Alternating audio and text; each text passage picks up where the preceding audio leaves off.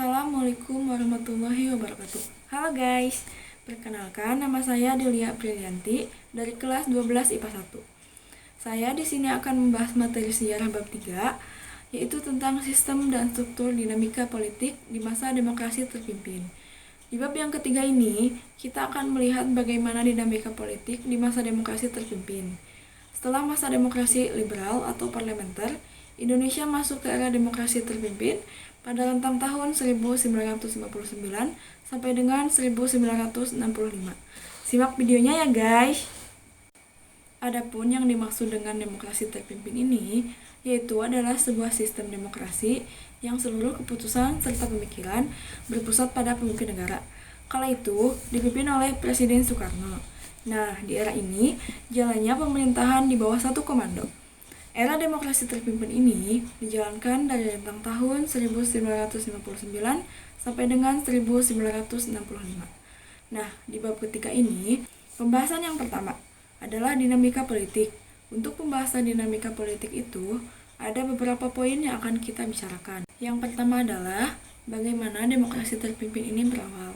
Yang kedua, bagaimana peta kekuatan politik nasional di era demokrasi terpimpin.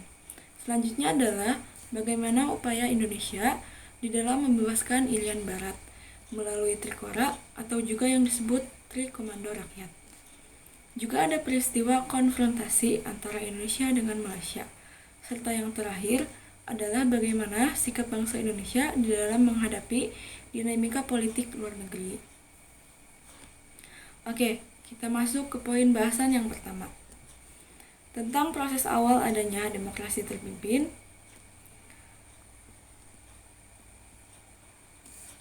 Latar belakang dari ditetapkannya demokrasi terpimpin oleh Presiden Soekarno sebagai corak pemerintahan yang dipakai di Indonesia, yaitu yang pertama adalah kehidupan sosial politik Indonesia pada masa demokrasi liberal.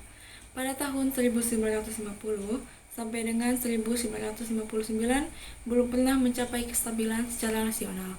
Kabinet yang silih berganti membuat program kerja kabinet tidak dapat dijalankan sebagaimana mestinya. Kita sudah pelajari di bab sebelumnya bagaimana di era demokrasi liberal itu terjadi 7 kali pergantian kabinet di rentang waktu 9 tahun. Tentu hal tersebut menjadikan program kerja nasional itu tidak dapat berjalan dengan optimal.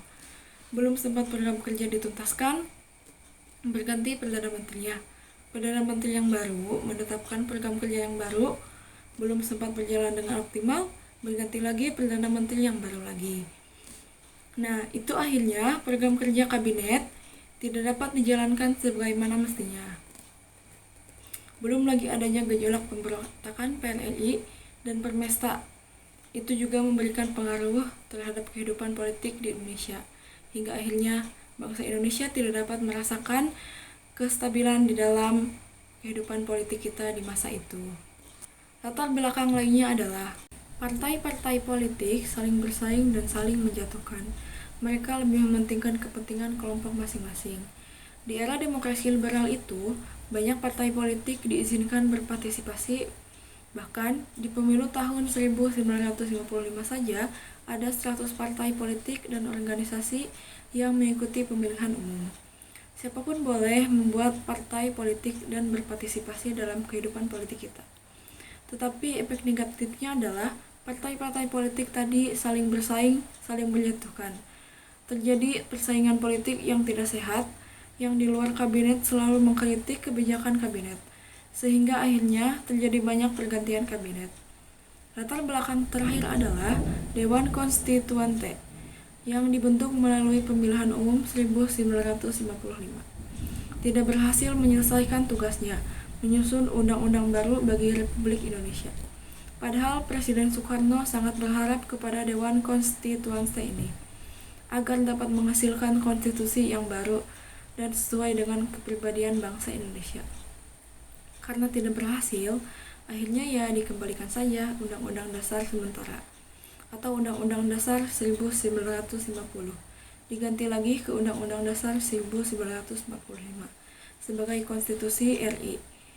Adapun proses di mana demokrasi terpimpin dijadikan sebagai corak pemerintahan, yaitu berawal dari tawaran gagasan dari Presiden Soekarno pada bulan Februari 1975. Gagasan tentang pembaruan kehidupan politik, kehidupan sosial, dan kehidupan ekonomi, yang dikenal dengan konsepsi Presiden 1957. Selanjutnya, sistem demokrasi terpimpin ditetapkan secara resmi sebagai corak pemerintahan melalui Dekret Presiden pada tanggal 5 Juli 1959. Akhirnya, demokrasi terpimpin menjadi corak pemerintahan yang resmi dipakai di Indonesia. Terus, apa dampak pengaruhnya bagi kehidupan politik di Indonesia dengan ditetapkannya demokrasi terpimpin menggantikan demokrasi liberal? Tentu ada banyak pengaruh dari perubahan tersebut. Yang kesatu, dibubarkannya Dewan Konstituante hasil pemilu tahun 1955. Kedua, tidak berlakunya lagi UUD 1950 dan kembali berlakunya UUD 1945 sebagai Konstituante Republik Indonesia. Ketiga, Kabinet Juanda digantikan dengan Kabinet Kerja pada 10 Juli 1959. Keempat, pembentukan Majelis Permusyawaratan Rakyat atau yang disebut juga MPRS. Kelima, pembentukan Dewan Pertimbangan Agung sementara. Keenam, perubahan sistem pemerintahan dari parlementer kepada presidensial. Ketujuh, Presiden menguraikan konsep demokrasi terpimpin saat menyampaikan pidato pada tanggal 17 Agustus 1959, serta menjadikannya sebagai garis besar haluan negara dengan nama Manifesto Politik Republik Indonesia. Kedelapan, terjadi konflik antara DPR dan Presiden yang berujung dibubarkannya DPR dan digantikan dengan DPR RG yang dibentuk oleh Presiden. Terus bagaimana peta kekuatan politik nasional di era demokrasi terpimpin? Yaitu di tahun 1959 sampai dengan 1965, Presiden Soekarno merupakan pusat kekuasaan pada masa demokrasi terpimpin antara tahun 1960 sampai 1965. Kekuatan politik pada waktu itu terpusat di tangan Presiden Soekarno. Presiden Soekarno memegang seluruh kekuasaan negara dengan TNI AD dan PKI di sampingnya. Jadi pada masa ini ada 3 poros kekuatan yang memiliki pengaruh yang sangat besar di perpolitikan Indonesia. Itu yang pertama adalah Presiden Soekarno. Presiden Soekarno merupakan pusat kekuasaan pada masa demokrasi terpimpin. Beliau mengeluarkan gagasan nasionalis, agama, dan komunis yang disingkat dengan Nasakom dalam rangka menyatukan kelompok nasionalis, kelompok agamis, dan kelompok komunis untuk mendukung jalannya pemerintahan. Pada perkembangannya, Presiden Soekarno banyak mendapatkan pertentangan baik secara langsung maupun tidak langsung, baik dari pihak-pihak parlemen, tokoh-tokoh bangsa maupun partai-partai yang berhaluan nasionalis dan agama. Selanjutnya adalah TNI AD. TNI AD memainkan peranan politik di Indonesia setelah diberlakukannya SOB atau Undang-Undang Darurat dan Perang di era Kabinet Juanda dan adanya pemberontakan PRRI dan Permesta pada tahun 1958. Hal ini membuat pengaruh TNI AD semakin menguat, bahkan dikembalikannya Undang-Undang Dasar 1945 sebagai konstitusi negara merupakan usulan dari TNI dan didukung penuh dalam pelaksanaannya. Menguatnya pengaruh TNI AD membuat Presiden Soekarno berusaha menekankan pengaruh TNI AD, terutama Nasution dengan 2 taktik, yaitu Soekarno berusaha mendapatkan dukungan partai-partai politik yang berpusat di Jawa, terutama PKI, dan merangkul angkatan-angkatan bersenjata lainnya, terutama Angkatan Udara. Kekuatan politik lainnya adalah PKI. PKI sebagai partai yang bangkit kembali pada tahun 1952 dari puing-puing pemberontakan Madiun 1948. Kemudian dengan menyokong gagasan Nasakom dari Presiden Soekarno, PKI dapat memperkuat posisinya. Sejak saat itu, PKI berusaha menyaingi TNI dengan memanfaatkan dukungan yang diberikan oleh Soekarno untuk menekan pengaruh TNI AD. PKI berusaha untuk mendapatkan citra yang positif di depan Presiden Soekarno. Secara sistematis, PKI berusaha memperoleh citra sebagai Pancasilais dan pendukung kebijakan-kebijakan Presiden Soekarno yang menguntungkannya. PKI pun melakukan berbagai upaya untuk memperoleh dukungan politik dari masyarakat. Puncak dari persaingan kekuatan politik nasional itu adalah adanya konfrontasi atau pertentangan antara Partai Komunis Indonesia dengan TNI AD di dalam mempertahankan pengaruh politik dan citra mereka di masyarakat terjadi banyak persaingan dan perebutan pengaruh antara PKI dan TNI AD, hingga terjadi beberapa kali konfrontasi di daerah-daerah. Persaingan ini memuncak pada tahun 1964 sampai dengan 1965, hingga berakhir dengan tragedi Gestapo, atau yang disebut juga Gerakan September 30, yang kita kenal dengan istilah G30 SPKI, dengan diculiknya para perwira TNI AD dan kemudian dibunuh di lubang buaya oleh anggota PKI. Selanjutnya yang akan kita bahas adalah perjuangan membebaskan Irian Barat. Ada apa dengan Irian Barat? Jadi, pada saat itu atau pasca kemerdekaan, memang wilayah Irian Barat itu penyerahan dari Belanda kepada Indonesia, terpisah dengan Indonesia lainnya, sehingga meskipun Indonesia sudah merdeka, wilayah Irian Barat itu masih dikuasai oleh Belanda. Latar belakang dari adanya proses pembebasan Irian Barat yaitu adalah Belanda tidak menepati hasil perjanjian KMB atau Konferensi Meja Bundar yang dilakukan pada tahun 1950, yang salah satu poinnya adalah penyerahan Irian Barat kepada Republik Indonesia yang akan dilaksanakan dalam jangka 1 tahun. Tetapi Belanda terus menunda penyelesaian masalah ini selama bertahun-tahun, hingga akhirnya persoalan Irian Barat semakin meningkatkan ketegangan hubungan antara Indonesia dengan Belanda. Ada beberapa langkah yang dilakukan oleh pemerintahan Indonesia dalam rangka memperjuangkan pembebasan Irian Barat dari tangan Belanda. Yang pertama adalah perjuangan diplomasi.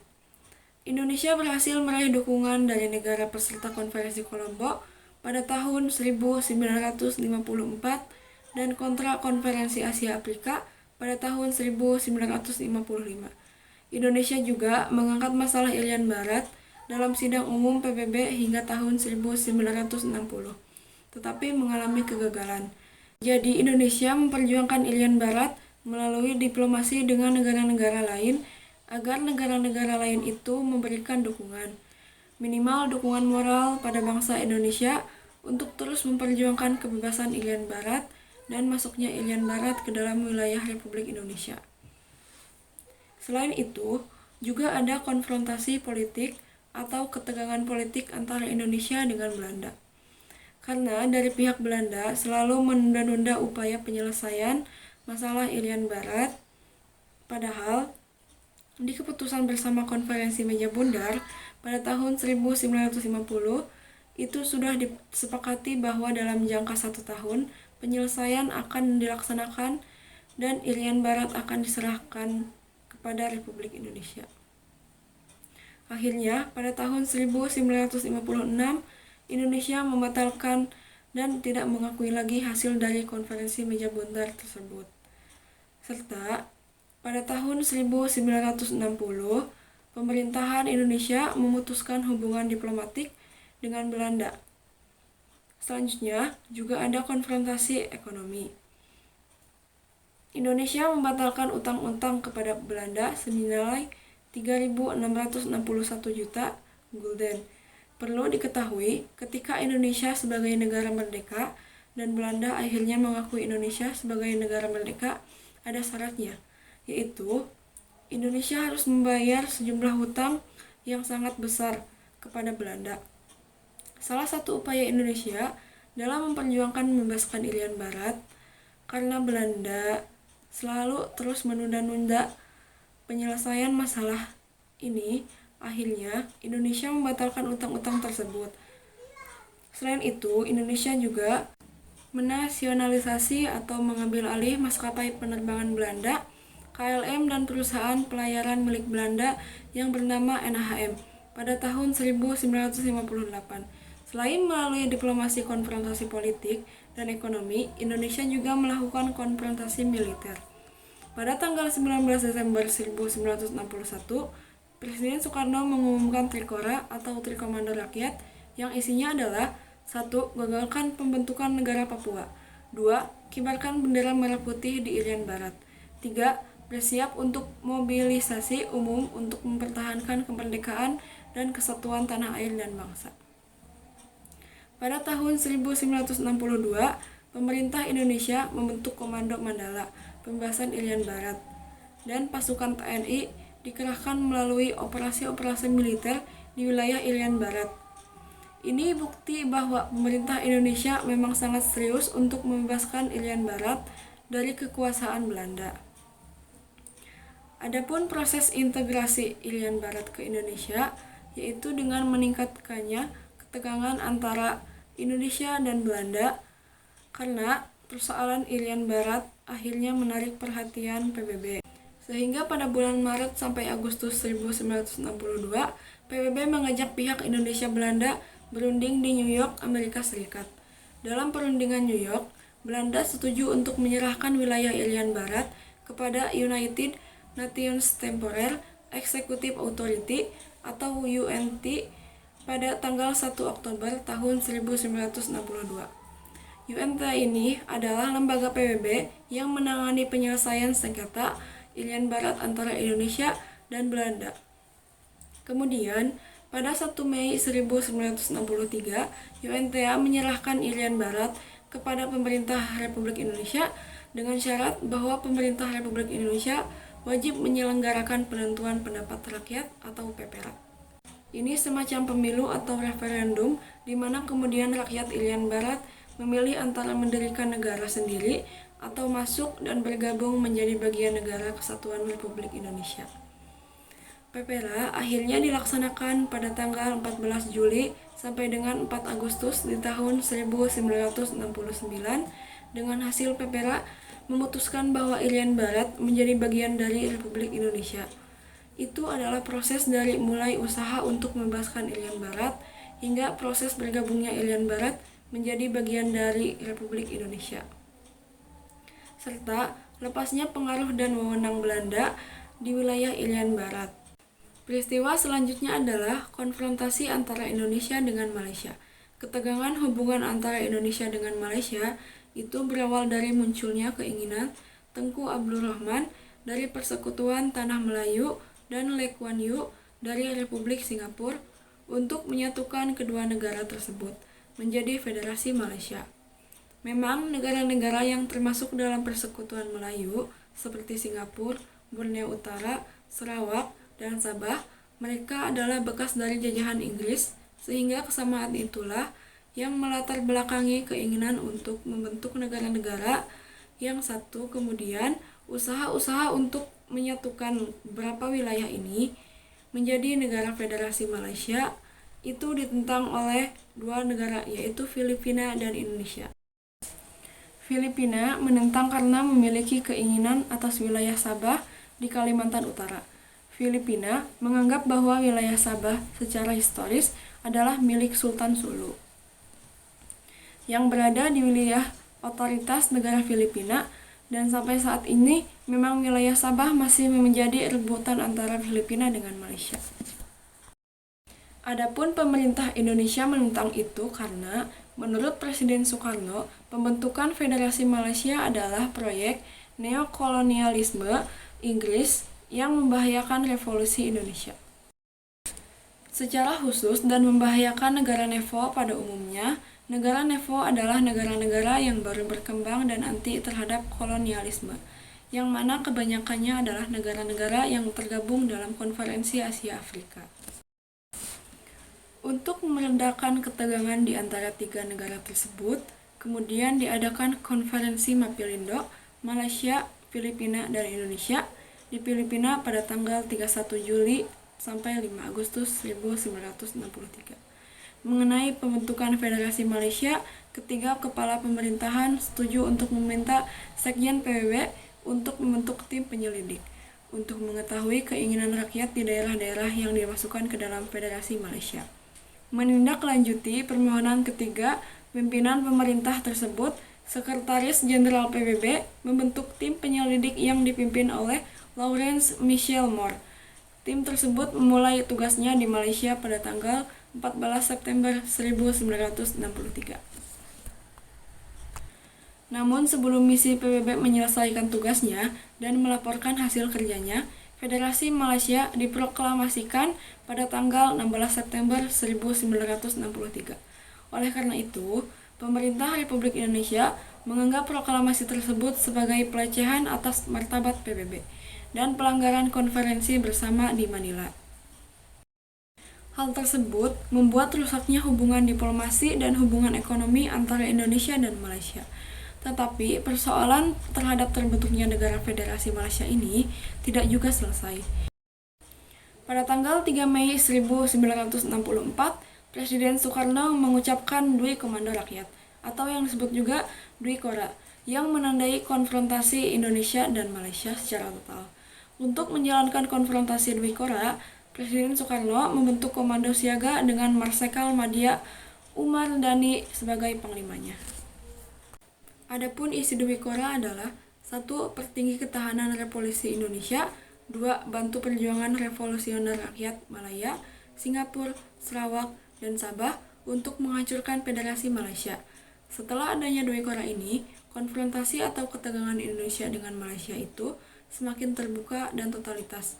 Bahkan terjadi beberapa kali konfrontasi fisik atau militer di wilayah Kalimantan Utara.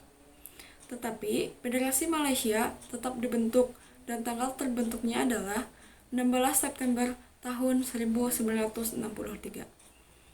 Negara Brunei Darussalam menolak untuk bergabung dan kemudian pada akhirnya negara Singapura pun juga keluar dari Federasi Negara Malaysia.